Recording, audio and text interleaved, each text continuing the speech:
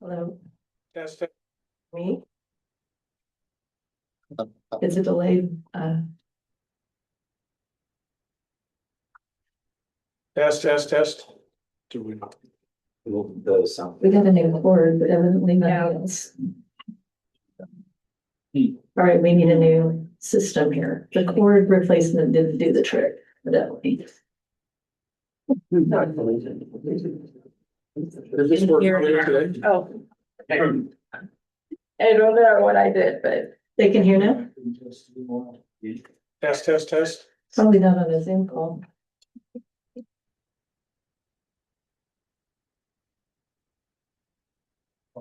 Okay. Yeah, we're all good, I everybody don't know can what hear? we did, but. All right, those of you on Zoom, if you can't hear for some reason, just please make a note of that in the chat and we'll try to address it. All right, Stephen, I'm sorry Okay. for the interruption. No worries. Next, Miranda, next page. Yes. I'm gonna call her Miranda all night, 'cause I just have it in my brain, sorry, Miranda, right? That's it. All right, drive my little feet. Look at that. I mentioned to Sandy and Warren knows this as well. We had 376 people to complete the survey. The combination of online texting and some phone calls as well, you see there. Other communities this size, getting 150 people is like pulling teeth, just brutal. So to have this big a number of your neighbors taking the survey is one indication of kind of where we're at and the engagement people feel about the community, I think. As I said, it was June 9th to 16th, we did the survey, and it's got a margin of error plus or minus 5 points. You've probably seen that in presidential polls or like, the races for tomorrow for governor and senator. What that means is if the answer is 50%, means it could be 45, could be 55. That's plus or minus 5%. That's the margin of error, right? So you want to, there's no perfect number here, but that's a pretty good idea. Our numbers are sufficiently significant here that the margin of error is not going to come into play hardly at all. The one number I'd show you down here is, this is our age breakout of how old you were if you took the survey. Obviously not a lot of young people, but an older population. And this is a turnout marker for me. 41% of our survey respondents are over 65 and 66% of them are over 55. So when you're looking at a non-presidential, which this is a midterm election this November, that's also a turnout indicator, right? That those people always vote in like a 26 election. So that's a big deal. Any questions about then the rest of this is demographic information, right?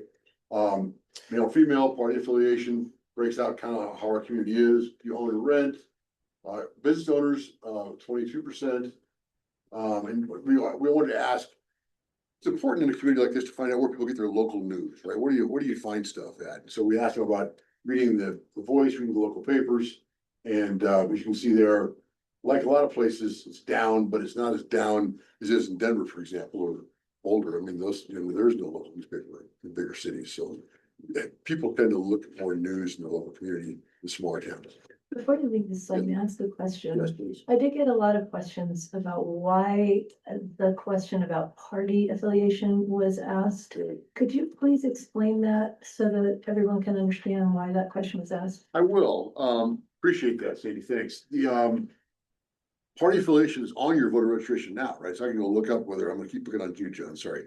I can look up whether John's a DNR or U, right now, or something else. But we ask people that question so they self-identify. Sometimes people don't remember what they are. They might be registered as an affiliated, but they really think they're a Democrat or Republican. And so what they tell us matters. The biggest reason to do it is we want to be sure we get a decent representation of your community, right? We don't want to have it all be all D's or all R's, right? It's got to be a pretty good representation. So by asking that question, we get a pretty good sense. We have a good balance. We have a good representation. Our sample is legitimate and scientific. So, Thank you. yes. Next one. Did you find it to be scientific? Yes. All right, findings. We don't bury the lead, as they say in journalism school. This is a big deal. 82% of the people on this survey voted yes for the half-cent sales tax without hearing any information about it, right? Our very first jump out of the chute was, what do you think? Half-cent sales tax. No information about it. age of apparatus or wildland fires or anything else in the world. Just, volunteers, nothing, just 82%. That's a big, big number. I've done big districts like West Metro, smaller ones like Glenwood, all over the state. The fire departments are at the top of the food chain, better than cops, you like that. Better than Parks and Rec, healthcare sometimes, better than like roads and sewer even. You guys are better, but not this much better. This is a big deal. And you're gonna see the positive attributes in a second, which is really, talking about that. We do a little thing where we say, well, half-cent sales tax, what's the number? If you said no to that, if you want a small minority that said no, we said, well, what about a quarter cent? I mean, we try and buy you down, right? Would you buy a quarter cent sales tax? We weren't sure walking in to see you guys, what the appetite would be in the community for any kind of sales tax raise.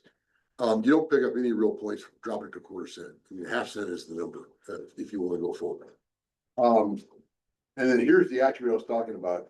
71% of the community rate the district is positive. 52% very positive. I mean, you walk around with your shirt on, you should get a free beer, I think, right when you walk downtown. I mean, that's my sense of this thing. And what's really interesting is that only 6% have anything to say that's negative. And we shared the negative comments. It's kind of unfair because there's such a small diminution of the survey that's not even really worth acknowledging, but they do exist. That's part of the dynamic there. So the fire district is so popular and the volunteer firefighters are so popular in this community that any politician, Congress, county commissioner, city hall, anywhere else, anybody who takes on this fire district does it at their own jeopardy. I mean, that you don't want to take on a group that's those kind of positives. That's dangerous.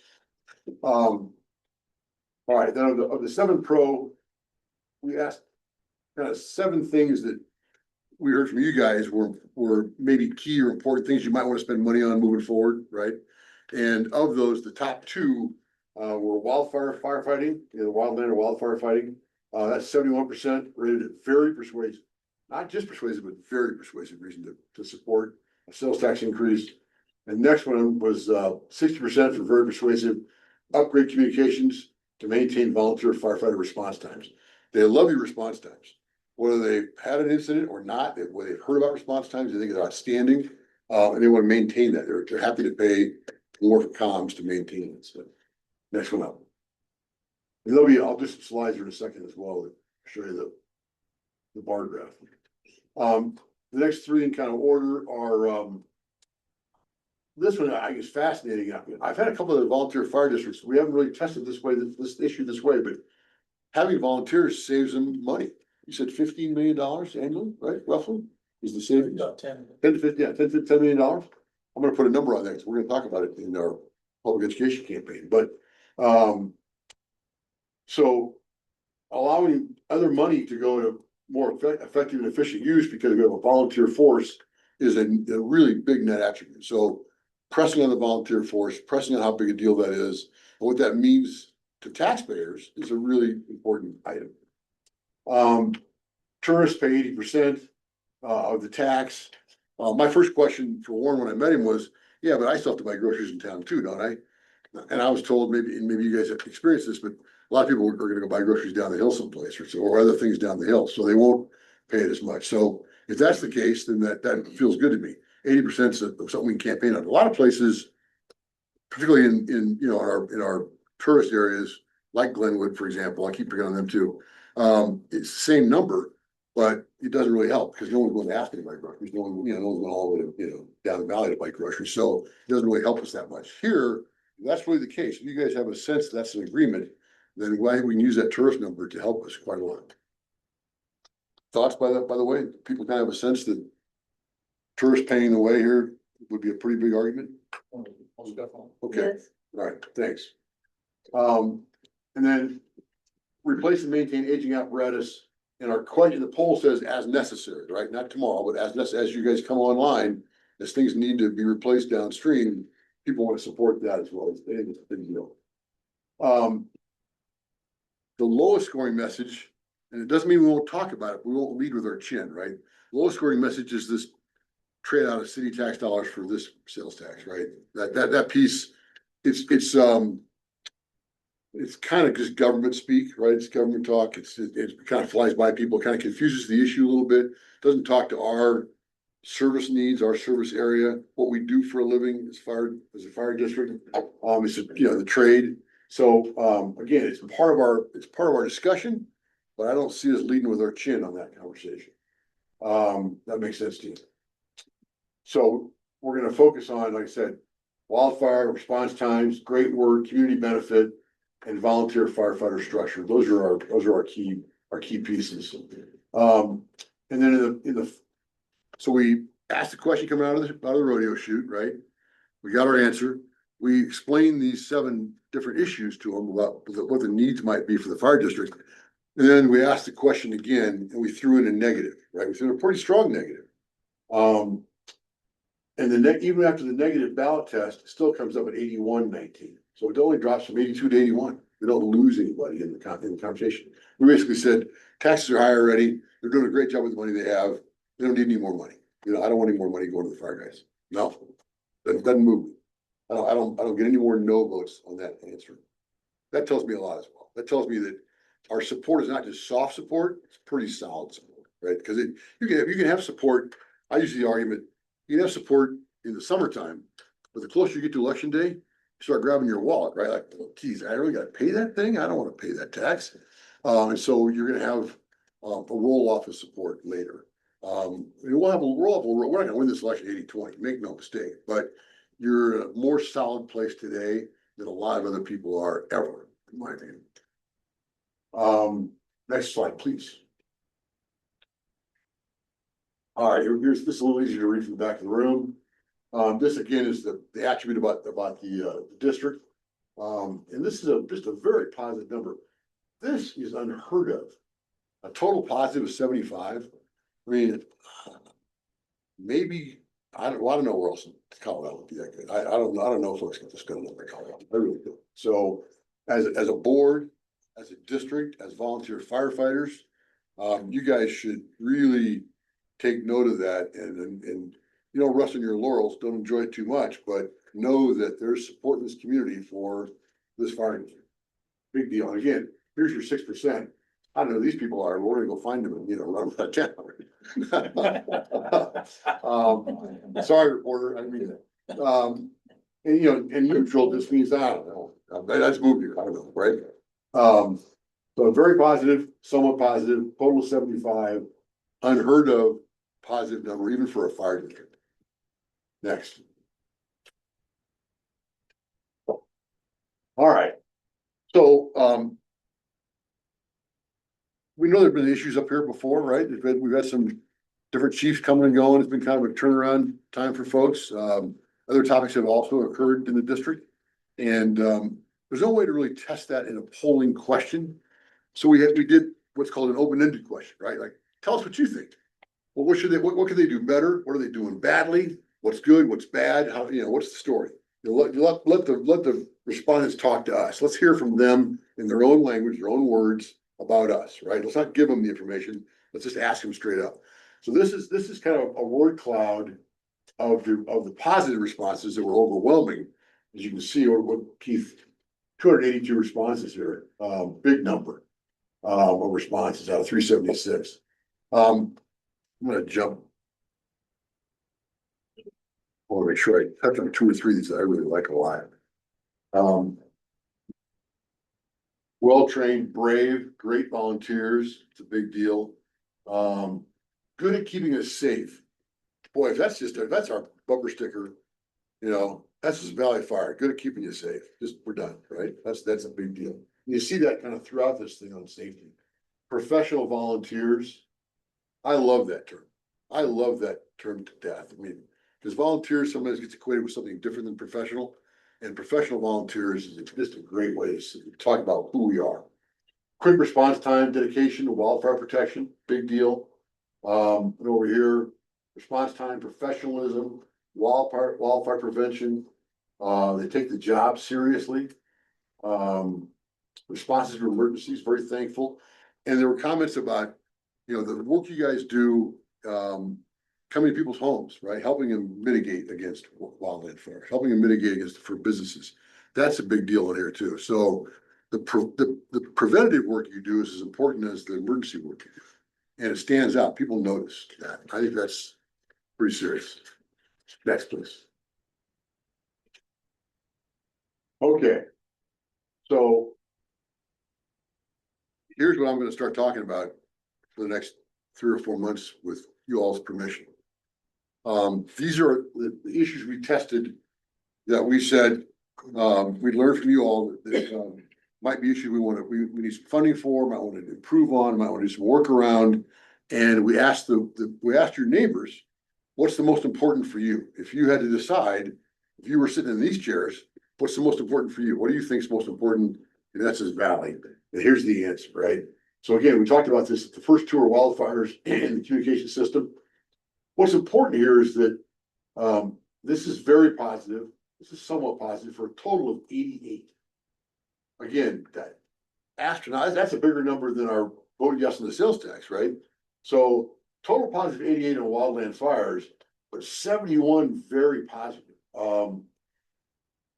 That's just, that just says, we're talking about that topic a little bit somehow, some way. I don't know what you need. I don't know what the issues are gonna be. We'll talk more about that as we move down into other conversations, but that needs to be something we address as a board and as a district. The comm stuff we talked about a little bit, and you can see what it means here. Voting yes means Estes Valley Fire District can upgrade and maintain its communication systems and its volunteer firefighter response time. So it's comms and its response times. Again, 83 is the total. Somewhat positive reason to support the sales tax, very positive reason to support the sales tax, 60%. Big number, right? Just a big number. These dark blue bars are what you're looking for here. Because our volunteers are unpaid, it's an efficiency model for us. Big number there, again, 84. Tourists pay 80% of this money going into the district. 57, very strong reason to support. Again, 81 total. This money will pay to both maintain and replace as necessary the fire district's aging trucks and firing apparatus. So, yeah, pretty big number. I kind of draw a line right here, because these 55, or anything above 50 at all, for very supportive, very positive, is a good place to be. So all these things ring a bell, right? They really ring a bell. These two guys are not bad. They're both well above 50, right? 82 and 60. They just don't have the same panache that the rest of the list has, right? Yes, sir. How does it? Obviously, these are the things that we want to communicate to the public in order to Right. encourage them to give us money. The reality is the only bottom three are the reasons we're going for the money. We're not doing this to increase our wildland capabilities or to upgrade our communication systems necessarily. The three things that we're focusing on are the trucks, fire station, and bringing up police money. Yeah. How do we balance that and be honest to the community? Yeah, what I would tell you is a couple things. One, because it's a half cent, not a quarter cent, right? The half cent was the winner by a lot.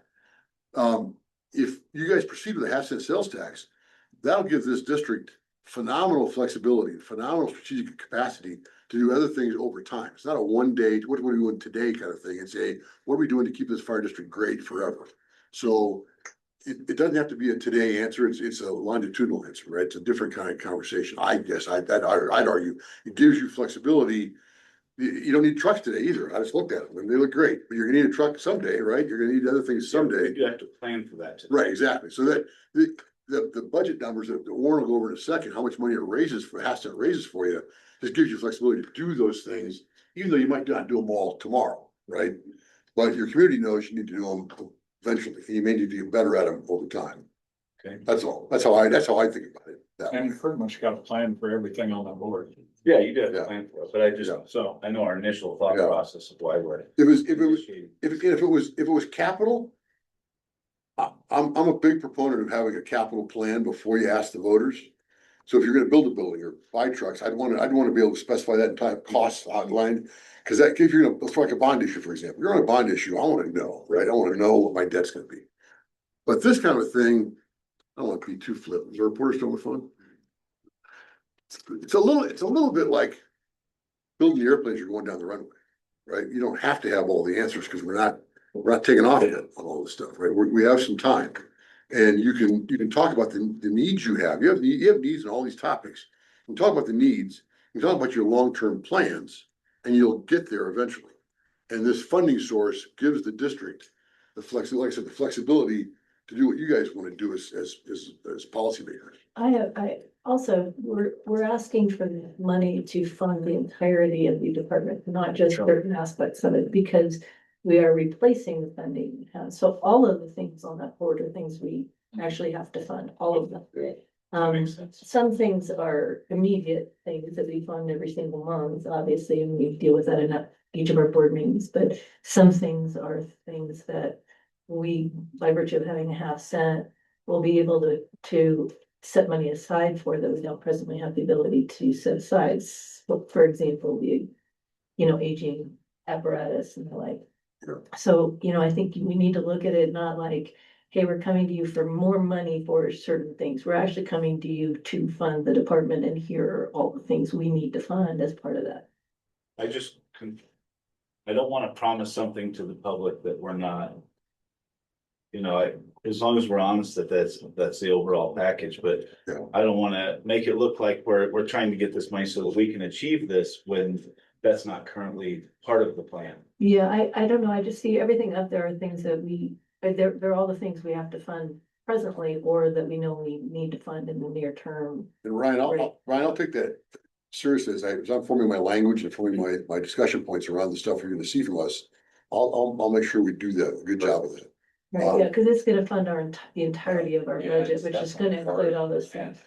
And all that's. Yeah, that's how I look at it. It's the entirety of our budget. It's not like we're adding something or only funding certain things in our budget. We're looking to fund our entire budget through. Yeah. When the chief and I first went over the polling data before you guys saw it, he made the same point. He goes, well, I'm not buying new wildland stuff. I don't need new wildland stuff, right? You said, we're fine for right now. We're fine right now, not fine forever. And, let's go ask Grand Lake how they feel about their situation. That kind of thing. So, here we go. There's the financing of the new police station, again. 33, very positive, 27, it's a 60, but it's not ringing the dinner bell, right? No one's gonna go, let's go do that for the cops in the city. That's not what we wanna do. We wanna sell us. And that's just a net attribute that helps the whole community. Next one. All right.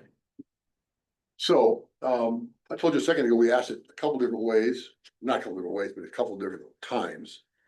So the initial ballot test is here, right? So we asked right off the bat, how do you feel about a half-cent sales tax increase, 8217, right there. Then we read those 7 statements. And we asked again by saying, is there yes or no? Because taxes are high enough already. The fire district is doing a great job with the money they already get today. We don't need to give them any more money. That's kind of the classic argument against this, right? So after all that, it's still 8119. Now, folks, I've done this for 30 years. When you ask a negative like that, you're gonna lose 20 points. Just, yeah, they have enough money. They're doing fine. They're doing great. Not, I'm not giving them any more money. Particularly a half-cent sales tax, which is not an insignificant amount of change. So Keith and I talked about this a lot. I don't think we have all the volunteer firefighters in the poll, but it felt like that to us, right? I mean, it was such a strong poll. We went back and looked. We have a good cross sample of poll, but no drop off is remarkable. You give people a chance to say, well, yeah, I want to do it. Because those 7 attributes we read a second ago are such a big deal. Such a big deal. Anyway, I forgot about that.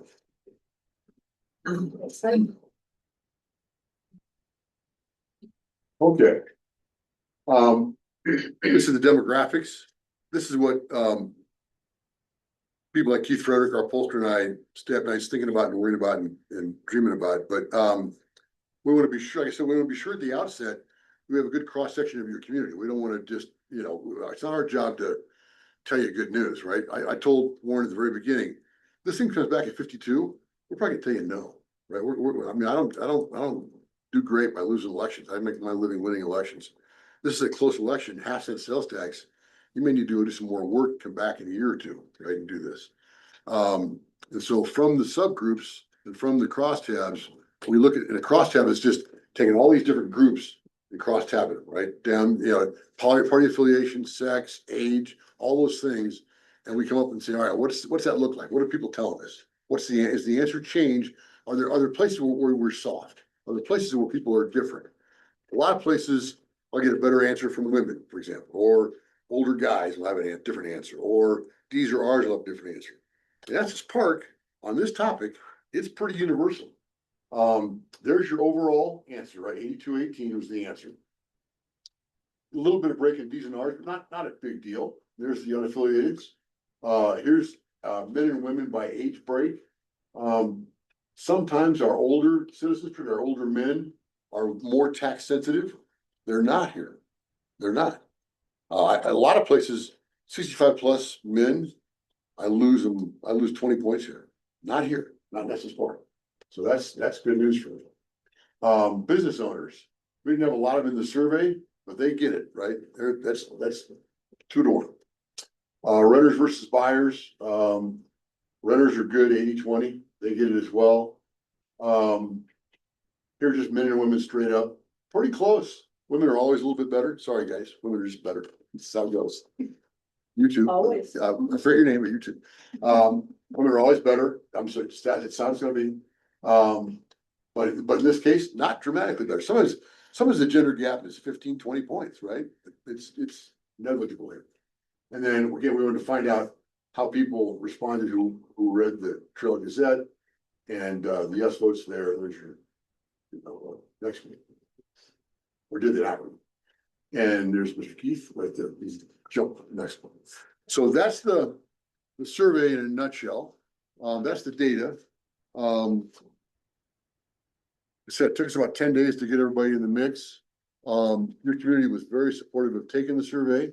Most of them were done on text online, but there were a few phone calls as well. Wasn't real long, but so people could get through it pretty well. And I recognize as well, we were up here in June as the vacation seasons are starting and so people are getting busy and it's tough to always find folks around. So it was a big deal. But this, from my perspective, is a hard go. You're not gonna, if you're waiting for a better day, you're not a fisherman, right? It's like, you're not gonna get a bigger trout this line. This is a hard go if you want to do a sales tax election in Estes Valley Fire District. With that, let me just say, I want to acknowledge that we lost some firefighters last week, lost 3 folks, I understand, in the Western Slope. And this, I was worried about that, and it happened to me in Glenwood as well, where we were in the field when some fires popped up. We weren't this time. And so this poll's not focused on that at all. So I think that would have skewed our sample. That would have skewed our answer. It happened before the fire, so that's good. I think you are in a great spot to go to your community, and the plan that I worked out with the chief and Rebecca and Sandy is to roll out kind of a public education campaign, public communication campaign to let your folks know what it is we're talking about, why the need exists, what you would do with certain things. And the chief's gonna go over some of that stuff in a second. And I can talk more about my plan when he's done. But before the night's over, what I'd like to go home with tonight is I'd like this board not to take a vote, but to orally direct the staff to get underway, to let me proceed with all the things we talked about in my Zoom call with you guys a month or so ago on public education, to begin this process. Doesn't commit you to a ballot question. That happens in August, but you need to do a lot of things between now and then to get ready for that day. And as part of that's the work I'm gonna do for you over the summer and into the fall. And then the other thing I like from this board, every single board member, I'm looking at all my board members. The board in this district can do an awful lot of things on public education, spending public dollars, right? It's legitimate, it's fair, it's been litigated. There's case law on this, and our legal counsel backs me up. And we will communicate with our community pretty aggressively. what we can't do, you can pass a resolution, but we can't spend any money from this body, any, money, not even for a piece of paper, to ask anybody to vote yes, ever, right? That's just not allowed. We can't ask anybody to vote yes. You can pass an official board resolution, which you will do, asking for a yes vote. We'll go to City Hall, Town Hall, and ask them to pass a resolution to support this. Maybe the school district as well, other folks, but we can't spend a dime on that. So there's gotta be a yes committee that gets formed. Has to be a yes committee that spends a couple of bucks in October that says, oh, by the way, vote yes, right? Just remind people of all this great work, all the great stuff we do. And oh, by the way, vote yes on, 5A or whatever we're gonna be on the ballot, right? So what I'd ask every board member here to do over the next couple of weeks is submit to Rebecca 2 to 3 names per person, people that will sit on a yes committee. And the busier the people, the better, because busy people get stuff done in this town, get stuff done in everything, right? And I know, it's the butcher, the baker, the candlestick maker. I mean, it can be your favorite pastor, it can be a school principal, it can be a town hall member, it can be a local business person, people from the Chamber and Tourism Board. But start thinking about who you know and talk amongst yourselves. So you're not giving me the same list over and over, but I want to see 2 or 3 names per board member that you recruit. You're going to go out and talk to them and say, hey, I need you to come be on a yes committee for our fire district. And you can share the numbers, share it, we're 80% yes, but we need to run a yes campaign. I can't do that to the board. We can do it from a yes committee. So I need you to have a yes committee out there. And I will come help as a board member, but I need you guys to be on this yes committee for us. So I'm going to ask you to do that for me as well. So, yes, sir. We can't be on the S committee. Sure you can. All the board Sure, members. yeah, you can. Okay. But I really, we need 2 or 3 of your friends, because I know how you're all voting, right? You're all voting for us. The idea of any campaign is to grow the pie, right? How do we grow this thing? How do we make it bigger? How do we market to a bigger community? So I need to get inside the school community, inside the downtown business community, the Chamber of Commerce. How do we get to those places? Is our request of these people simply a time commitment, or is there a financial ask associated with it? There's no financial ask directly. I think we'll need to raise some funds, and we can talk about that with the committee. But we're not asking people to write us a check out of their personal account. If they want to, that's great. If they don't, we're not gonna make that ask. But it's really a time commitment to be on the committee and to think through some things and to think through how best to communicate with your neighbors, right? Are there some things is there a fall festival that I don't know about that you all know about that we should be at, right? Is there a certain way to do certain things? We're gonna roll out some digital communication, some online communication, right? Where are people at? How do people respond to those kinds of things? And what's it look like? And I'd like a yes committee to be part of that. Just those kind of things. So Yes, see, there will be expense from that, for that committee. there will be, As yes, far as, yes, doing advertising and posters, whatever they yeah, want. right, So that only can come from donations to that committee. correct. Like Sandy's question was, are we gonna ask the individual members to donate? No, I mean, if you want to, great, but we are gonna try and brainstorm about who in town ought to be writing checks to the fire district. Truth, yeah, for sure. Not to the. Not district, but the campaign. The campaign. Yeah, to the yes campaign. Or the issue committee, I guess. Yes, exactly. And I'll help set all that up over here on in another world. But that'll be over here, and I will help set that issue committee up, work with the yes committee. That's another piece of what I will do on behalf of this fire district. It's not part of this contract, right? That'll happen, but it needs to happen. It's gonna happen down the hall somewhere else. Yeah. I'd like to do a meeting.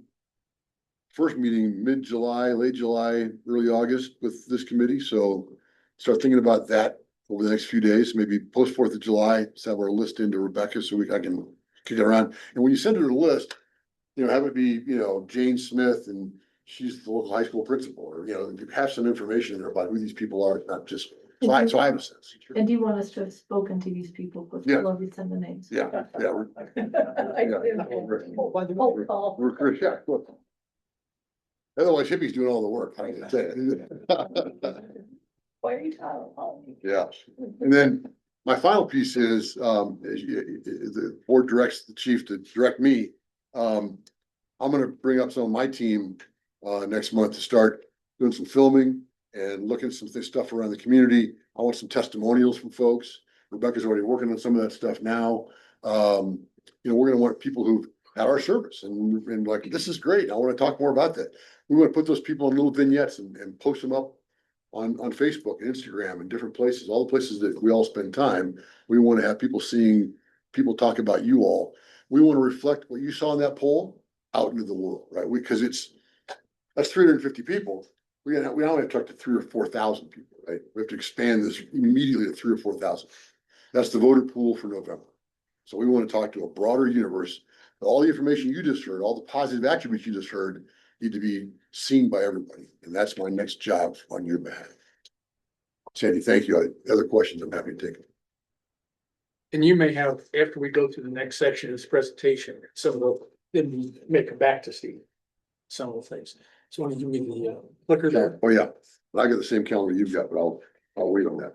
I'll get out Um, of your way. what we have now is other information on what the needs are. We'll start doing some of that work and put some numbers to some of these things. So if you're ready for that, we'll go through those, have discussion with that. And then Steve can chime in there and then Steve will come back in and tie those together. Okay, next slide, please. Okay, Rebecca is gonna pick this up. This is what we project as far as at different levels of a quarter, half, 3/4, a full cent of a sales tax.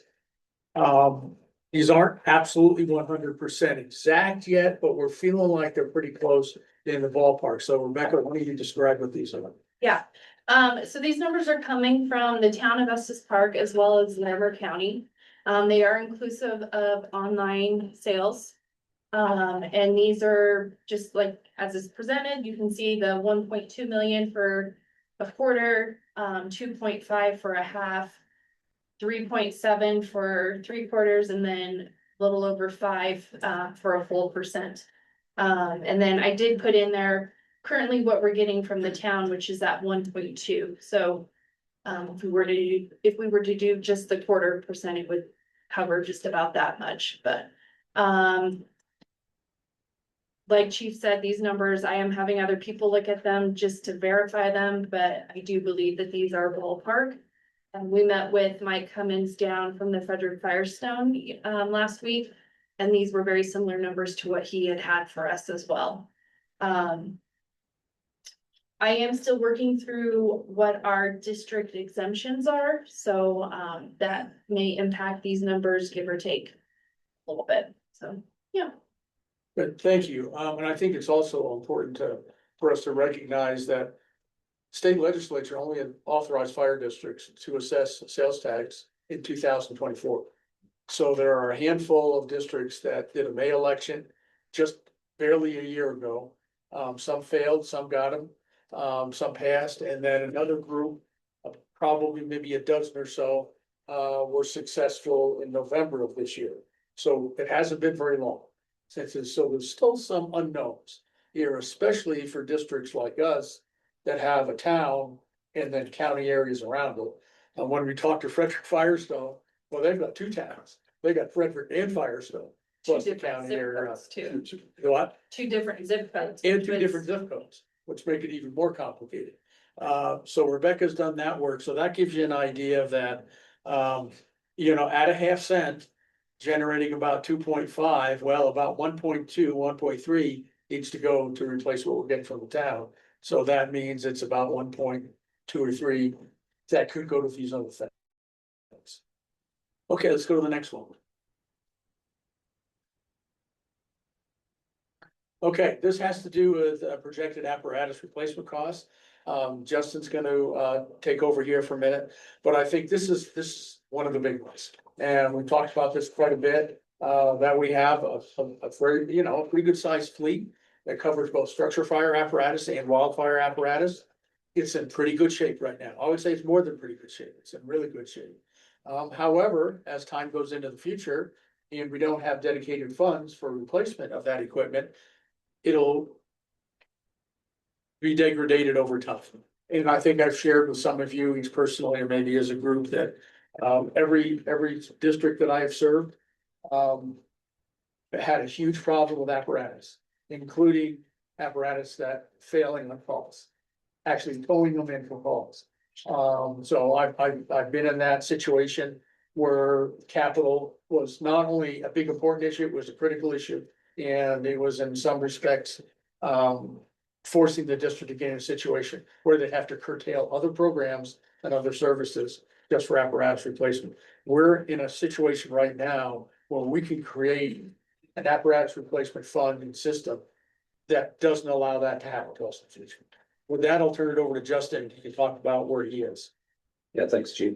So on the spreadsheet that is provided for you, sorry that it's so small, it's hard to fit all that information on a piece of paper, but we're planning on replacement of our heavy apparatus every 20 years. Light apparatus 8 years, and then the support vehicles at 10. Some of these numbers will change again because on some of the support vehicles, I believe they'll be replaced out of 1A and not out of this fund. So showing the years, we'll just talk about engine 72 real quick. It's up for replacement in 2029. All these numbers throughout this spreadsheet have a 7% annual inflation rate on them right now. Obviously, that's going to fluctuate. So it's kind of ballparking what we think we're going to need over the next 17 years to get our apparatus on a replacement plan. Each vehicle also will incorporate some equipment that we're going to have to replace as the apparatus get older. A lot of it can go over to the new apparatus, but there's definitely some equipment that's going to have to be replaced as these vehicles get older and the equipment gets older on the vehicle. Currently, we're sitting, if we were putting $900,000 away annually, we would be sitting really well all the way up until 2038 or 2039 until we have to replace the ladder truck. The projected cost in 2039 to replace the ladder truck is $4.8 million at the 7% inflation rate, which is crazy. We're sitting about $2.3 million right now to buy a ladder truck. So you can see things are expensive as we move along, and that can also change too. Some of those costs might be a little higher with the 7% than we're averaging them at the 7% right now.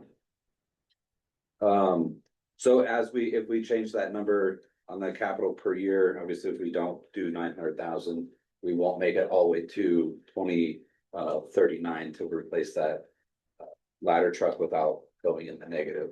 That account's going to go up and down as the years go. There's some years in here you'll see that the fund balance could be over $3 million, but as we move on and buy apparatus, the fund balance is going to drop and then get back up as the years go on. Entertain any questions if there is any on that spreadsheet. Do you have interest accrued in any of these? No, I have not built that in yet, but that's something that's on the list. Obviously, it'll save you money. Yeah. And the accruing interest. Yep. Well. Yep. Good question.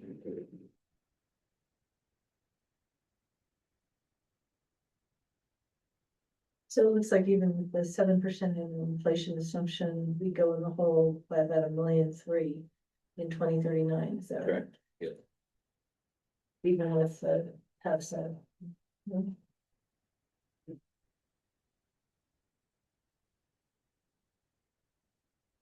Well, Assuming that, well, we have to So it's not- build in the interest. that's what $900,000 going in. But no, That's with 900,000. And no interest. Yeah, no interest. So it looks like we've We got adjust those. probably about $400,000 left. To take over all of our current expenses, right, and then put $900,000 in for future apparatus, we'd still have another $400,000 for whatever. Or other things that we need to do that we know about.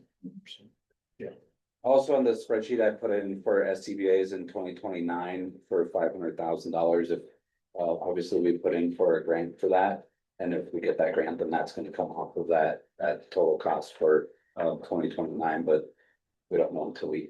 Yep. The SCBA models will be expiring in 3 years. It will not meet the current NFPA standard, so they'll need to be replaced. With the thought of putting equipment in there as well, so just apparatus, is there any other equipment that, I mean, I know that the suits that we wear aren't cheap. Is there any other equipment that we need to start doing a capital replacement for? So currently we budget every year for 4 to 5 sets of bunker gear. And we're on a pretty good cycle right now with numbers that 4 to 5 set is, roughly $25,000 for 5 sets of bunker gear. So we're currently able to budget, that right now, but it's definitely something we could look at. As we buy apparatus, you'll see I also added money in for the equipment so that, that would be replacing fans or hose or extrication equipment or those kind of things as we. So these prices are fully equipped. Yeah. We could still go after grants for some of that equipment. Yeah. if we Needed to. and Absolutely. apparatus. Yeah. So that's still an option. So these prices you have are fully equipped. Sorry. So for engine 72, we'll use that one since it's 2029, 1.47. 1.4 million would be the apparatus. Not with all the hose and everything, but we have all the hose. So that would be short of the adding in the 80,000 that we put in there for equipment. That would be adding a set of extrication equipment, because our second set of extrication equipment that is on that rig would need to be replaced in 2029. It's Okay. almost to end of life. So it comes just bare bones and then we put our hoses, our axes, everything that we have. Correct. Yeah. But we've got that worked into the final numbers of this, correct? Correct. Perfect. Thanks.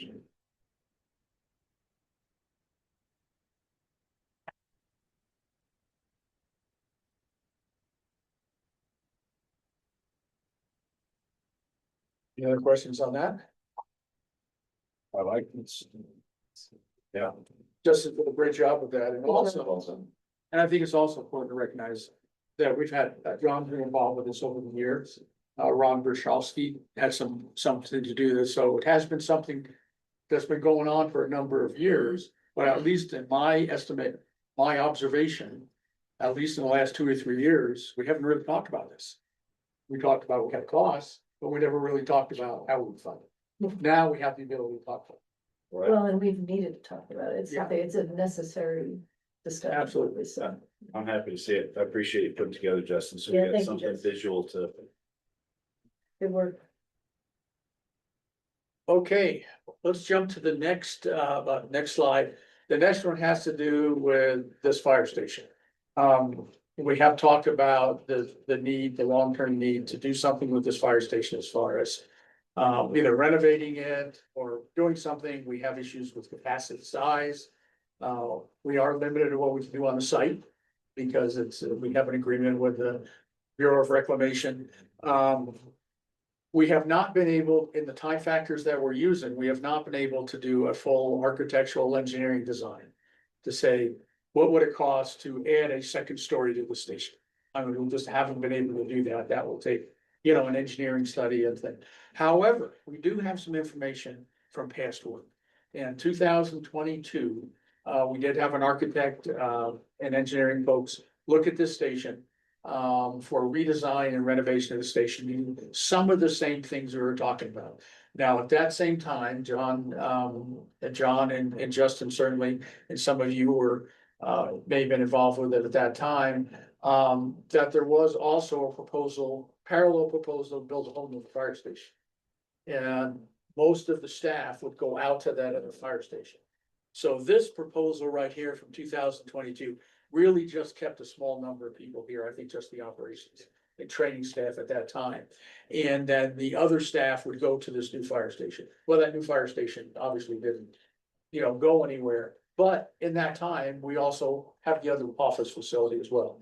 So, it's kind of analogous to where we are now. Now, this design, in 2022 did take away our meeting room here, which I don't think we want to do, right? I can't imagine that we would do away with our training room here. It added some more facilities for our volunteer firefighters. It also provided for atmospheric separation of our personal protective equipment for our volunteers, which is a requirement of any new major fire station, so that equipment, our PPE, our folks PPE, not for me, obviously, but for all of our firefighters, doesn't get contaminated by everything that's in the bay. The same thing with our fitness equipment all of our fitness equipment is directly in the bay. So it would have provided, work there to meet those standards. So there was some work. Now, if you go to we go to the second floor, thank you. It did provide for some small scale residential, very similar to what we have. And again, we're not proposing that we have residential capability for paid firefighters. What this would be is, you know, the ability for some of our volunteers to be able to stay here for 2 or 3 days during an extended incident, like we have right now. We have that facility upstairs now, and we would prefer not to lose that if we did, if we don't have to. So for cost in 2022, let's go to the next slide. I apologize for this, it's hard to read it, but you've got it in your handout, is that at that time in 2022, it had a cost of about $3.8 million for that design and that work. Now, if we were to do similar work now, you know, again, not the same, but similar work, we'd be looking at about 3.8, so about $1 million more over 4 years. And if we were to wait 4 years to do it again, it would probably be another $1 million on top of that. So to do even a modest amount of work in this building, it would be close to $5 million. And we haven't figured out how that works. Do we use that to borrow money? Or, you know, how do we do that? A facility project is not quite the same as apparatus that we're buying periodically. It would be one lump sum that would come in. We're not exactly sure how that would work. So that gives us an idea of just using the footprint of the building that we have now, work that has been done, estimates that have been done before, about $5 million to do something with this building. How much would it improve what we're doing? It would still require us to have a second location for most of our staff.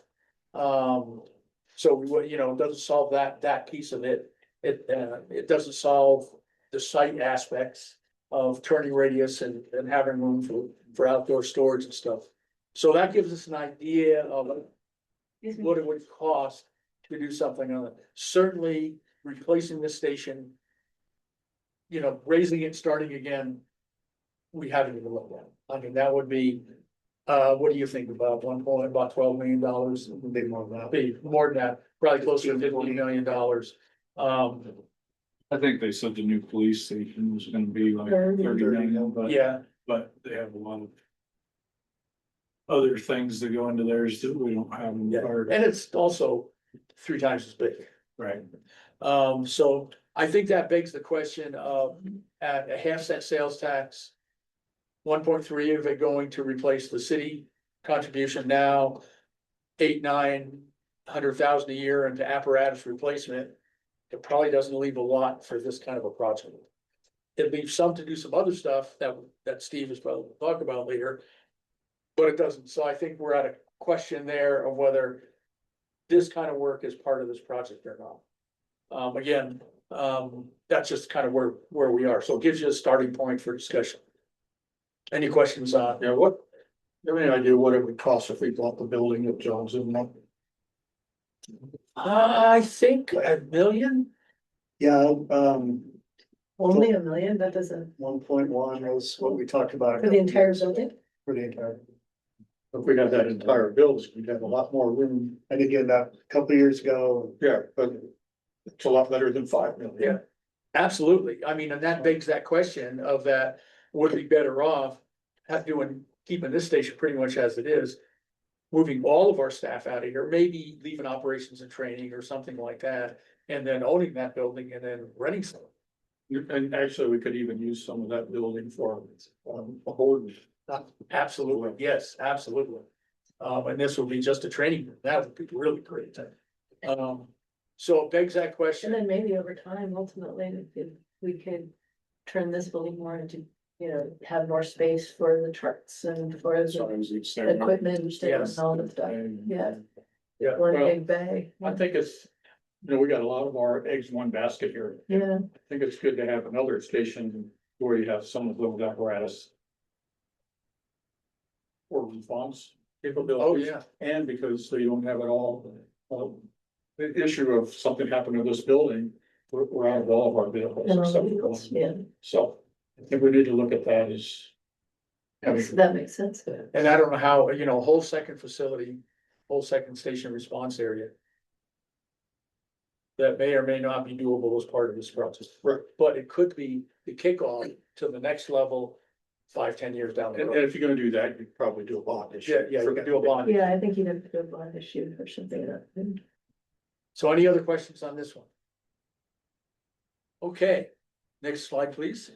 All right, here are the key dates. If we continue down the road to do a November election. The key date here, the first date that comes up is July 24th, where we have to notify the county clerk that we have the intent to do a coordinated election with them in November. Yeah, I think that is just a, we might do it, right? Right. it That's doesn't not commit a, anything. we have, we're not committed at that No. point. That is just a notification that is our intent. It doesn't commit us at that point. However, I'm gonna jump over this August 25th down to this August, September. In August or very early September, mid to late August, you will have to adopt a resolution, adopting a resolution to go forward with the election, calling for the special election and appointing the DEO.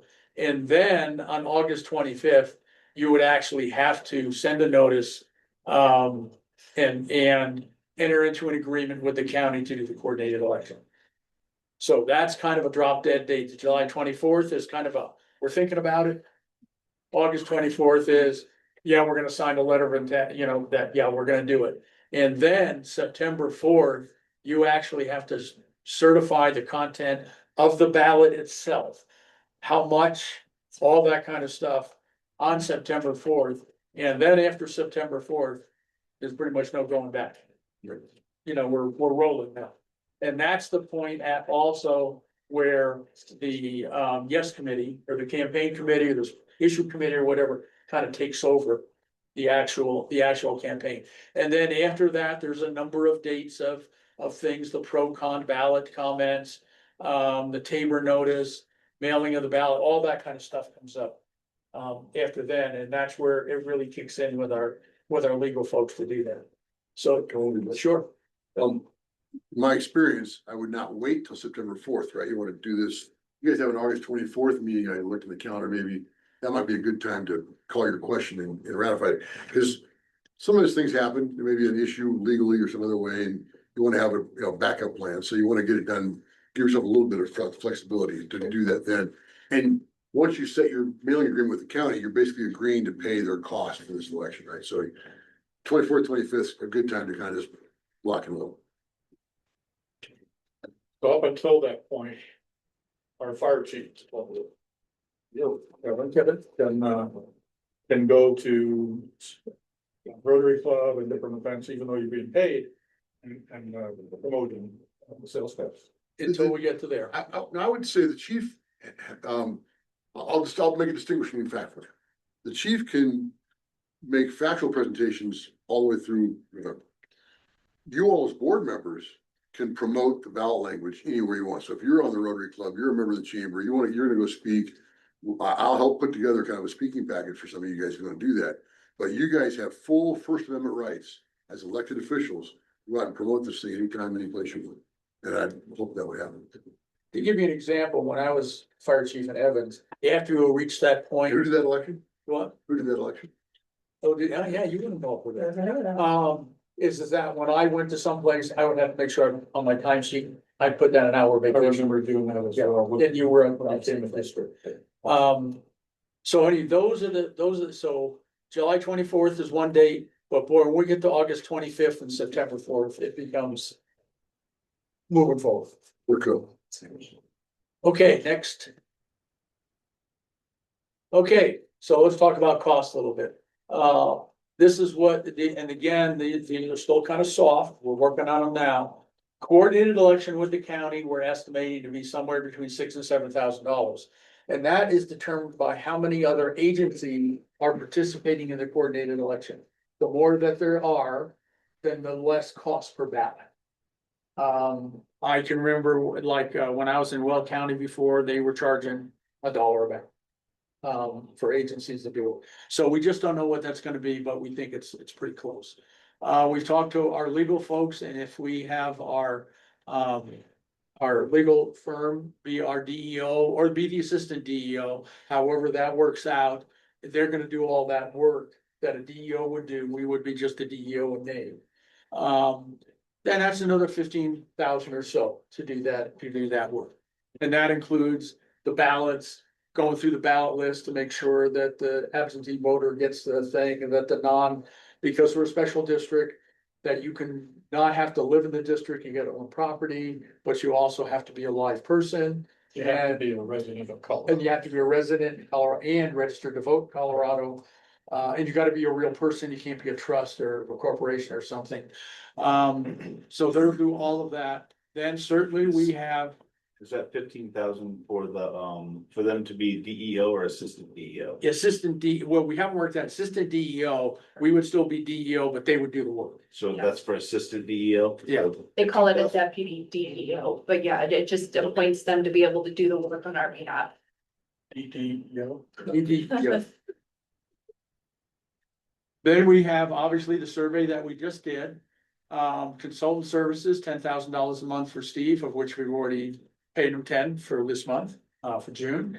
And then the public education and communication programs of 50,000. Would you like to spend a little time talking about what that includes? I sure can. I mentioned a second ago, there's a variety of places we want to go, but you want to talk to folks where they're at, right? You want to go to where they're going to be, not force them to come see you all the time. And so, we're looking at a variety of things. The things that seem to be pretty solid and pretty sound is a pretty big Facebook presence, Instagram presence. You guys have some of that now. We want to make sure we have as many deliverables from you and from us in this process. So, to the folks in the back who are part of the volunteer team, you guys have photography, things you've done out in the field. Please, and it looks like it's good stuff. Do you share it with Rebecca? Because Rebecca's pulling together stuff now for us to utilize that. So we will do a series of digital ads. Again, it'll be in Facebook, Instagram, but also placed in news agencies, where you find your local news, that kind of stuff as well. We'll probably do a couple pieces of direct mail in the district. Those will probably be in the fall, but they'll be paid for in August, as we talked about. And one of the things I mentioned to Warren was perhaps a teletown hall where, you know, none of us like going out after dinner, right, to go to some town hall meeting. We can do a live town hall too, but I found that if you do a teletown hall, you call people up, they'll stay on the line for you for, 35, 45 minutes and listen to what we're talking about.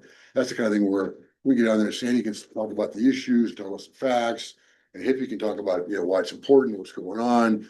And then people can do some Q&A as well. And the Q&A happens on your laptop and we can screen those calls. So we can screen, we don't want somebody asking some crazy question about, ghosts at the Stanley Hotel. So we'll screen that out. We'll do something more fun, but we can do Q&A, live Q&A at Teletown Hall. That's a little pricier, but that's something we can talk about if you guys think that might be important to Estes Park. And it's part of what I want to hear from you. What do you all think is the best way to communicate with your community? Some print ads are possible on the yes side, probably not on the district side, but so that's part of the public education and communication plan, is to educate people again about the 7 topics to 3,000 people, not just 350 people. One of the things we've talked about is using our social media presence, because that's important, is to upgrading our content. So that we have good, high quality video that shows our people doing what they do. It's more than just so, oh, yeah, so Steve's got some ideas on that. So I think you had a question. Yeah, Yeah. the $50,000 that you're gonna be charging, what does that all include then? Are all these other things gonna be additional to that? So the $50,000 pays for all the materials. So direct mail is a pretty hefty price, right? And we have to do a lot of first class up here because PO boxes don't deliver unless it's first class. That your postage costs go up quite a bit. So do a couple pieces of direct mail, and then when you do digital ads, there's kind of 2 ways to think about it, right? When you get online yourself and you send out a message, that's an organic thing, right? So however many people follow you, any one of you, that's your organic profile, and that's worth a little something, but it's not worth a lot. I'm talking about buying ad space, right? So I'm going to buy it. So I'm going to match the voter file with an IP address, right? You know what that is, but so we all have an IP address. Every one of these things has an IP address. So is that thing, right? I can know the IP address for everybody in the room, everybody who lives in our district.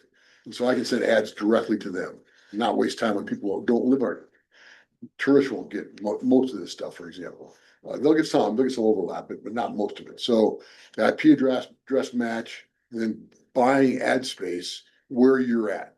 So I don't have to worry about whether Ryan's watching the FIFA Cup on Wednesday night or doing something different. I'll buy an ad to wherever his device is at, right? That costs some money. So that's basically all just ad spend. Okay. And some development. I just wanna be clear, cause I'm still not really following if the $50,000 is covering all of those expenses. Cause you also mentioned that if we wanna do a town hall, that was gonna be extra or something. Well, So is what, there any of those things are gonna be extra, or is it we're down to $50,000 of what we're paying? I gave the chief a budget of $50,000 to pay for certain items. I didn't bring that list with me, apologies, but, and if we wanna change that, we can change it. We wanna add a little bit to it, we can do that as well. That's your call, but $50,000 is the budget to do those things, not Okay. additional. Alright, great, thank you. We have one of those. We do, somewhere. Sorry. Yeah, I- you and I'll have to get together on that. I think we do. I think it was in your original proposal. Yeah, it was. So I can get that to you. It's just a kind of a broad budget matrix of lower, Right. some stuff. So And- anything and- that's not in that budget that you think we really need to do, that needs to be added to that $50,000? Not That's yet. critical. Yeah, that's a really good question, Sandy. Not yet. Not yet. We'll kick around a little bit more, but I don't think so. I think we can get it done for that budget number. Thank you. The other thing I was concerned about, we haven't really talked about budget, yes, where are we gonna come up with that $122,240? Okay, well, I can We've tell you, already spent, we've already got 30,000 Okay. off Take that. 30 out of it. Already approved that, we Yeah. have 30,000 in the budget. we have, we're estimating, this estimate here is about, 120 some thousand. When we've talked to other jurisdictions, other districts, they've all told us 150. So we're right in the ballpark. So the next question is exactly what's yours, where's it come from? We have $30,000 this year in an election budget already. We have $147,000 at the end of if you look at our budget, and it says contribution to capital fund. That's what we've got right now, How much? 147. Is that including the 175 taken out and then also the money that is designated? For, What's One A. that? no, Are you talking about 1A funds? No, I'm talking about the 175 that was in the general fund. oh no, that's different. Yeah, this is just this year's money, not past money. Just in our budget right now, if you go to our budget, the last line is $147,000 contribution to. So that 175 To the has capital been budget. subtracted out of that though, because last time we looked at the budget, that was still in the general fund. I don't think, I think we're talking about two different things. Yeah, Okay. the 175 is in our reserve accounts now. This 147 has not gone into it yet. Okay. It's in the 2026 budget. But it's Okay. allocated. It's for- allocated right now to go into a capital fund. So we would, if we do this and use that money, We would- reallocate. we'd have to reallocate it, and we would not be making a contribution into our capital fund for this year. Which seems a reasonable thing to do, given the strength of the support in the community for the sales tax, so we likely would recoup that pretty early. I just wanted to make sure that we knew that if we had to reduce program or something, pay for this, that we knew what that was. If we didn't have that 147,000 in the budget to go to the capital program, kind of undesignated right now, and we don't have any capital expenses right now in the budget. Yeah, I'd have that same concern. No, it makes sense.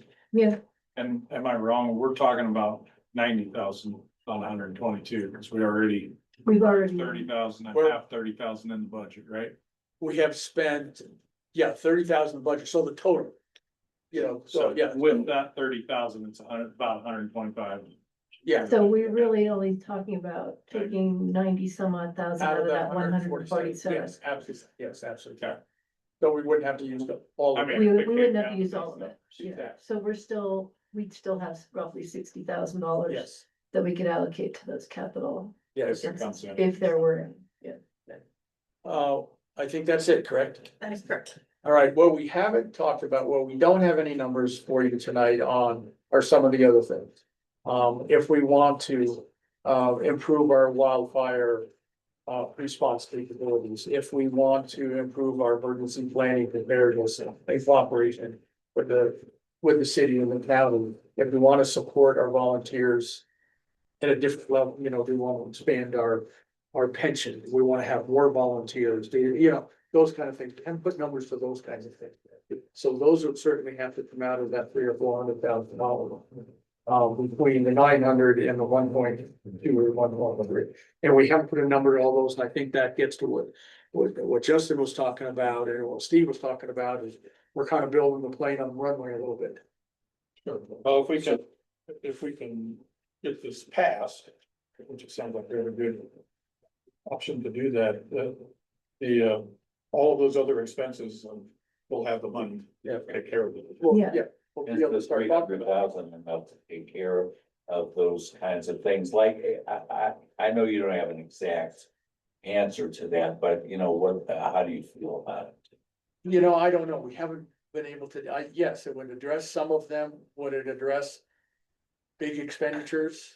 Probably not, and I don't know what those big expenditures are. I think a key question before you. Now.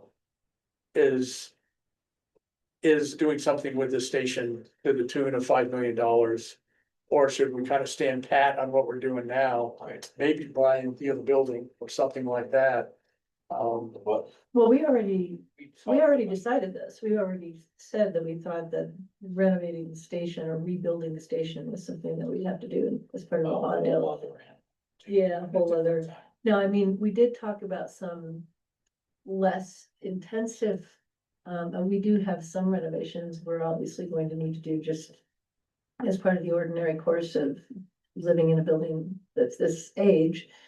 And, you know, figuring out allocation of staff between the two structures, which those expenses, I think, would be part of this 400,000 that we're talking about. But yeah, how we allocate that $400,000, is that enough? The question, I guess, on the table is that enough to do those kinds of things? I'm not talking about a major rebuild of the station, I'm talking about the kinds of renovations that are more likely to be funded in the way that we're describing, along with some of the, you know, improvements and other things that we need to do, whether it's communications equipment or wildfire fighting equipment and other things that is that enough to do those things over time? Well, I think it would be because we're looking at in 1 year. It's per year. Full year, so it should be okay. So it really does seem that we'd be able, you know, and some years will be more allocated to one thing than another, right? We'll have a better understanding, we get achieve and start working on a strategic plan. And then we can communicate what our strategic plan is to the public and fund that as necessary. But now, my understanding is what we were moving for was financial independence to do some basic remodeling to the station. And then, what was the third thing? Well, the capital improvements that we're talking about. The replacement. But we will have some increase in the budget where we can focus on some of these things that we have identified as being I necessary. mean, we could bite off, say, gee whiz, we'd really like to, build some walls around our PPE storage area. That could go on 1 year, and then a couple of years later, get the Yeah, exercise there. so that'll cost, let's say that would cost us $400,000, so we can allocate, you know, Yeah. 200 a year and then do it in year two. And those are the kinds of things that. That really does leave us a whole lot to do the other things that we're discussing. Yeah. To do the communications and the expanding the wildfire program. We have a great capabilities now, but if we're talking about expanding it, then that's pretty hard to include into this conversation. Fortunately, the equipment part of it, because the equipment part, the type 3 and the type 6 contenders, they're a part of the apparatus replacement program.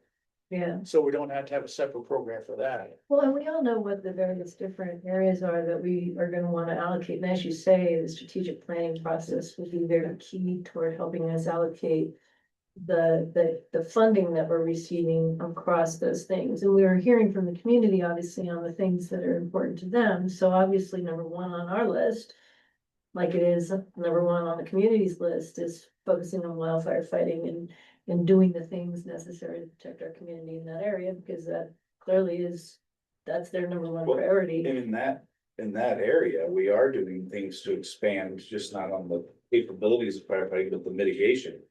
Putting together that. Yeah, we just, we're in the context of a survey about a tax of 5.5% sales tax. The community has spoken about what they think is important, so we'll incorporate that into our thinking, and obviously in our strategic planning, as we will. All of the other things that in the survey, the community has indicated they consider important and certain are just priority. But obviously, we're going to get this, assuming we were to win the election, to receive the funds, as you know, after the election. We have identified, the community has identified for us areas where they want us to focus our attention in terms of our expenditures of those funds, right? I don't think we need to have a detailed budget right this minute about what that is going to look like year over year. I don't think we could do that year over year. We do know that we're gonna need to spend money in all of those areas year over year. Correct me if I'm wrong, but do we need a detailed budget that tells us how we're gonna spend the money over the course of the next year? I don't think so. I But mean, if it gives a bond program, I think it's a good idea. a bond program, yeah, but this, I mean, as it is, we do a detailed budget every year and it changes every year depending on what the needs are and what our issues are and what happens over the course of the year. So I think, you know, again, we have community spoken, they have very clearly spoken about what their priorities are for us. I think we respect that and we incorporate those priorities into our strategic planning process as we move forward with our new chief. So, but I don't think you need to go out and do some detailed budget that year over year tells us how we're gonna be spending that money, because we know we're going to need to spend it in those areas. We're not gonna be able to determine year over year how we're gonna allocate it, except for right now. And the survey was based on the half. So we wouldn't want to ask for money. Right, Wouldn't know no. how that would. Yeah, I don't believe you would. You know, you don't wanna be greedy, you don't wanna be cheap, right? You know, there's a sweet spot, the Goldilocks spot we just hit, I think. And I was talking to the chief about the difference between what you're giving back to the town, and not getting from the town, and the new number off the half cent. Is 1.25 maybe roughly annually. I mean, again, that flexibility for you all as decision makers, policy makers. If you wanted to issue revenue bonds, you could do probably $12 to $20 million on revenue bonds, or something like that. You don't have to do that, but it gives you that kind of flexibility to either do a pay-go thing, as you talked about a second ago, 2 years over 1 year, or if you have a longer plan for a longer program, you can do revenue bonds. It's about the revenue stream with the sales tax, so it gives the board a lot of Well, flexibility. we know we have to fund our existing funding. We know that with our existing funding, we have not been able to set aside money for capital retention, for example, for equipment replacement and things like that, and that is something that has been a problem. So we do know that we need more money than we're currently getting from the town in order to accomplish some pretty fundamental things that we need to accomplish. And we also know, you know, things get more expensive as years go on, and so we don't want to just limit ourselves to here's precisely what we need now, we think. Because things get more expensive, inflation occurs, and we're gonna be spending more money for the same things year over year. So the 0.5% seems the right amount to me. I think 0.25% is too low. Obviously, it doesn't even get us to where we are now in terms of what money we're getting from the towns. But it does give us room for growth over time, over the years. It also helps us to address the issue with our capital expenditures and maintenance improvement, our capital needs estimate, the retention estimates. So that's my view. I mean, tell me if I'm missing No, I something that. think you're right. That's with that, I think that's exactly what we're looking at. And also, as things get expensive, we're gonna get more sales tax. Yes, that's true. That's- Oh, yes, that's true. We will. And so we'll be able to cover it, but we need to be able to pay for new trucks. I mean, we're gonna need in 10, 12 years to be replacing an entire ladder truck. There's obviously equipment on all of these vehicles that we need to replace from time to time. There's other equipment needs as well. We have communications needs. We need to get a new owl. That's high on my priority list, but you know what I'm saying, joking aside, it's just that, expenses increase over time for a variety of reasons, and that the sweet spot seems to be right at the 0.5%. I don't wanna ask for too much, but I also don't wanna ask for too little. I think at a half, I like the 0.5%, but I think at the 0.5%, we will have to come back to the taxpayers in the near future. Once we have a strategic plan to actually do some of these things that are important to the community. When we look at $1 million a year that we have to fund that hasn't been funded previously. That's an issue coming in as a board to realize that our replacement hasn't been funded for how many years? Like that's, and I think going to the taxpayers and saying that, hey, we want financial independence from the town, we want it. But this almost only holds status quo. This doesn't give us the ability to do a whole lot more past making sure everything out there stays as good as it is and that we have the, as good a Or as it's we do. replaced. Or if we get new ones, if we have to place. So I just don't. It's 400,000 a year more, and that's what we were talking about, I think, in terms of, no, now you're saying then maybe Well, that you that- think the 400,000 a year. That's the difference between what we would get if the estimates are correct right now on the 0.5%. There's $400,000 a year over and above the capital needs expenditures as well as replacing the town funds. And that's where, sort of rubber meets the road in terms of whether we can meet the needs that the additional needs to the extent they've been identified. When we have talked of buying a building or separating out, or we talk about expanding something like the wildfire capabilities. I don't see that in this 0.5% by any means, and I just don't want anybody to feel like we're getting in, and this should cover us for a while. I mean, once we have a strategic plan, I think we're gonna have to reevaluate and maybe talk to the taxpayers. So are you suggesting we ought to go for a 3/4%? No, because we don't have a strategic plan. We don't have a clear path when we have a direction, but we don't have a map as to where we'll be 10, 20 years from now. And I think before we ask for more money than just what we need to stay as good as we are, then we should have that map. So I think the 0.5% is great, but I also don't wanna be unfair to the community and be like. I don't think anybody here When wants we to be come unfair to the back- Yeah, community. but when we I come haven't back heard that in from a a soul. year or 2 years and ask for more money for something specific, if we've decided it. I just wanna be clear on that as we go through this, that we're not expanding our capabilities. We're really just holding what we're able to do. Yeah, I think for the most part, there is gonna be a bit of a cushion in there. Again, there's that. Again, it depends on whether we have accurate estimates in the value of a 0.5%, which it sounds like we do, but we're not entirely certain. But there's still a cushion in there, which I think accounts for inflation and other kinds of issues as well as, just certain needs that we know we're gonna have. We're gonna have expenditures in this building, we're gonna have. That aren't the kind that require us to go out for a bond. There are expenditures that we've talked about, that if we want to increase our capability in a particular area of firefighting, whether it's, wildfire side or a structure side or some other kind of capacity, then we do have some cushion in which we can possibly do that. Yeah. I just say, when I'm consulting other local governments, not just fire, but governments in general, it's about trust. You guys have a lot of trust now. Winning an election builds that trust. Then the show and tell for what we did with that money moving forward builds more trust.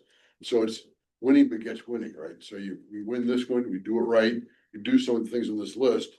And then that'll make it easier for you to go forward with a geo bond or something else you want to do in the future. Sure. But yeah, that's the package, just, not baby steps, but do it right the first Well, I time. feel like we're rebuilding that trust with the community as we've had some Yep. changes, and that is what it is, and they were reflected in the comments.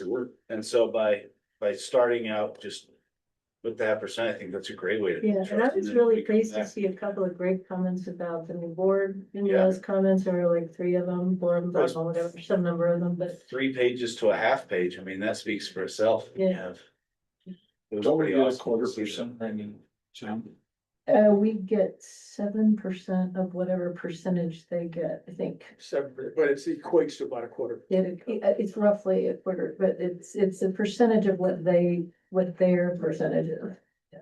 I've heard a 1/4% several times, that's why I was wondering how these two numbers. Pretty close to. Yeah, it's an IGA and it's a percent of their percentage. Okay. which can equate to a 1/4% or may equate to something else depending on. But we also had people outside of the district, right? Because right now it's only that sales tax is paid by the town. It's just, Right. That includes outside, okay. it does include outside. The new one will, yeah, it Yes, includes the yes. entire district. I think Yeah. That's a big deal. Well, and it's more Spread that fair. out to all the people that receive the service. It's more fair, yeah, it spreads it to everybody that receives the service and 80% being paid by the tourists, and by tourists. Makes sense to me because in certain months, they may receive 80% of the calls depending on. Well, we could jump back to Right. backing it up, but Over the door too. maybe, but I don't know. I'd like to see some. Where did we get the 80% number? From Visit Estes Park Value of Tourism. Okay, they've done some pretty good statistical studies, so I'm pretty confident in their numbers if that's what we got. Yeah, I did, they did it 2024. So here we go from there. But that was based on. Well, it sounds like what they like from not us. The district, correct? Correct. I'm so sorry, I didn't. Oh, those numbers were based on just the town and not the district, that 80%. Well, it was the local marketing district, which is actually a little bit bigger than this district. Cause Because that it would include the incorporates Y and all. Yeah, the YMCA, Glen Haven, Okay, Drake, yeah. So it's a more equivalent number than just a town. do you have that study by chance? I can pull it up. Yeah, I got it I'd love a from, copy of that. it's on their, transparency page on their website, but yeah. Okay. Okay, so it sounds like what's next, board members, let me know if this sounds right to you, that. What you would like from us this evening is for us to direct staff to proceed as though we are proceeding in November. And to work with our consultant, to agree to retain the consultant to do the things that we described here with, at the amounts that, he has shown us. And then to direct staff to work toward, accomplishing a ballot initiative for the November election on the timeframes that you've discussed here. So. Yeah. Yeah, I do think we may need a vote to approve the expenditure.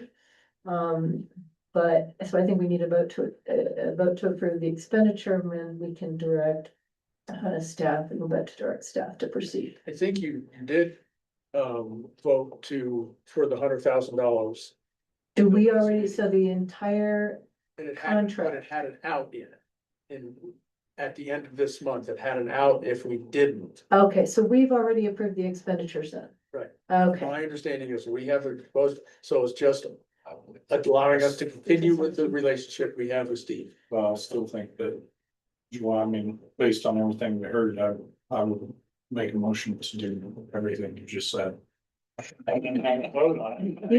guys always do that. I want to Very know what she just said.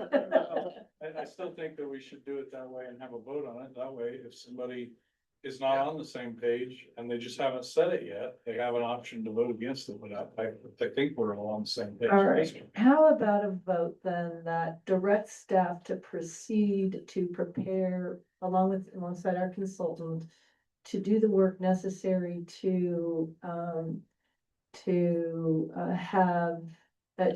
pursue funding in a November 2026 election. Obviously, we can still opt not to do so. I don't want to do a motion that then somehow commits us.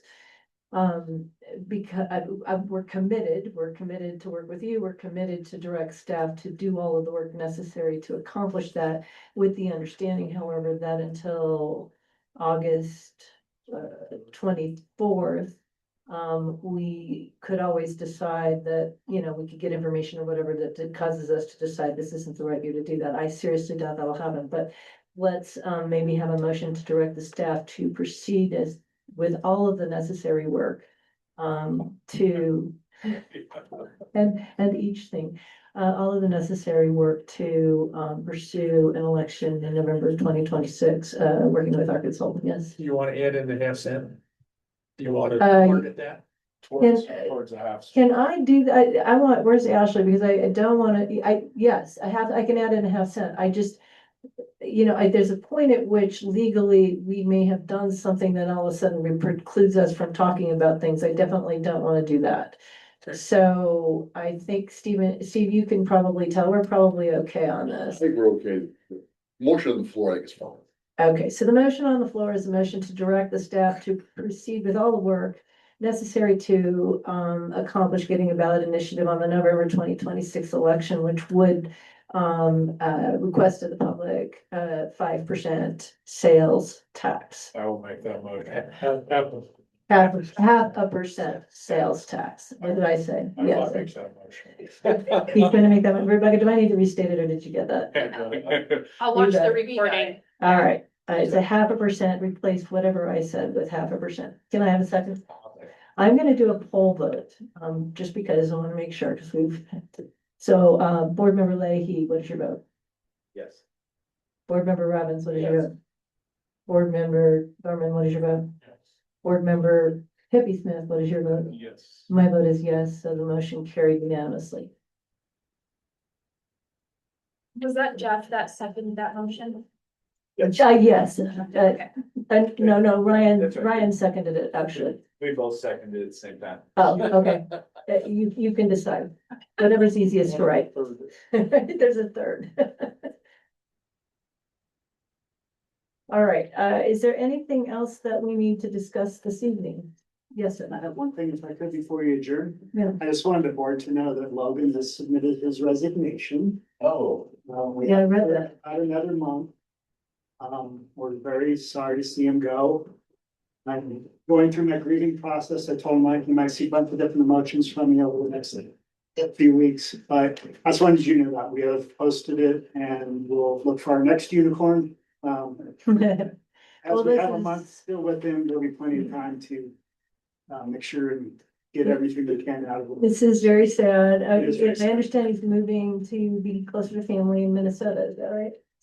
Yeah, so this is something I think you've been thinking about for a while, because I know when I was trying to convince him to come up to my neighborhood to look at my house for trees, and he was hemming and hawing about being in Minnesota, and I'm thinking, he's thinking about moving back there. This was like a month and a half ago, so yeah, I'm not surprised. They could always move here too. They could, you could have the whole family. Next month I'll try to. Okay. All right, well, we're sorry to see you go, because Logan, you're just fantastic, and you've done such great work, and we very much appreciate all of your contributions Thank you. to us.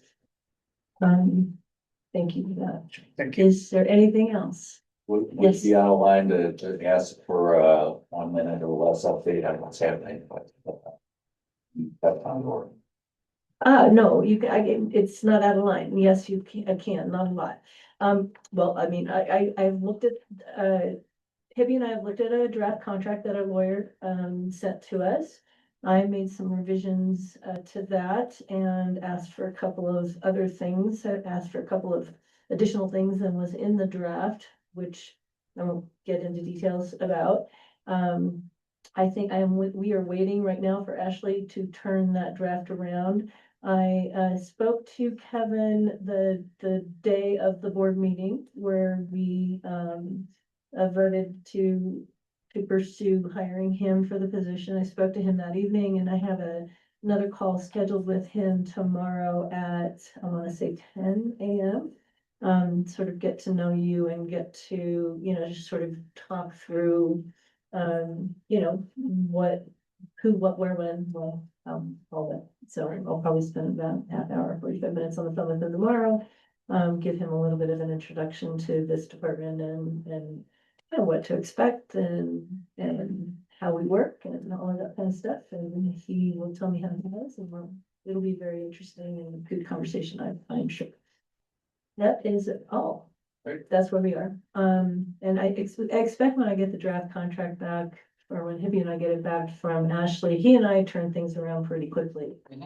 And so I would imagine the contract could be done pretty quickly. Okay. Okay. Anybody have any questions about that I didn't address in my little summary there? Anything else? Yeah. Okay. Good. Motion to adjourn. All right, you want to make a motion to adjourn? You want to second it? All in favor? Oh, we're not quite, somebody had a question or something? We just had Cassandra Ray, pop in and message the board and said, she's the administration division chief where Kevin is from, and they're very sad to see Chief Nunn leave, and that we are getting a great chief. We are indeed. I'm very excited about this. I'm super excited to talk to him tomorrow because I haven't had a chance to actually sit down one-on-one and talk to him. Oh, Just so you know. hi, Kevin. I didn't know you were here. I look forward to talking to you tomorrow. I didn't know he was there.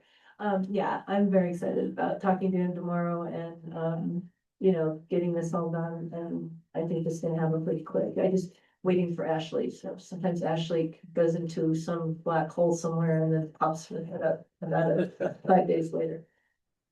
Okay. Anything else? All right, we had a motion. Did we have a second? All in favor, say aye. Aye. All opposed, no. Motion carried. Meeting's adjourned. Just